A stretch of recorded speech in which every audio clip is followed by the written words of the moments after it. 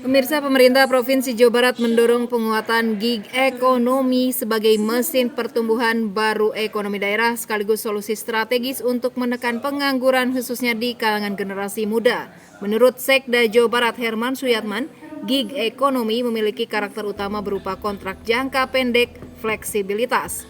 Model tersebut dinilai sangat relevan dengan struktur demografi Jawa Barat yang lebih dari 50% penduduknya merupakan generasi milenial dan Gen Z.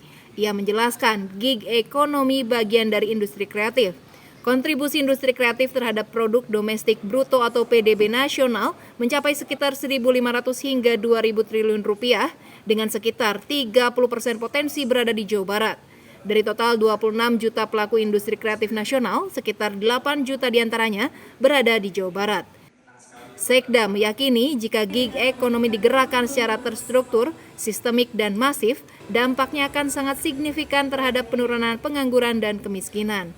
Menurutnya, pengembangan gig ekonomi harus dilakukan melalui kolaborasi multi pihak, melibatkan pemerintah daerah, pelaku industri kreatif, dunia usaha, serta perguruan tinggi. Kota Bandung dinilai memiliki posisi strategis sebagai pusat pengembangan gig ekonomi karena ekosistem pendidikan, riset, dan teknologi yang kuat. Pihaknya ingin kampus menjadi penggerak lahirnya pusat-pusat ekonomi baru. Jadi ini sangat strategik, sangat penting kalau kita seriusi dengan tadi model kolaborasi, karena harus ada perguruan tinggi di dalamnya, harus ada pelaku industri kreatif di dalamnya, dan tentu Pemda provinsi, Pemda kabupaten kota.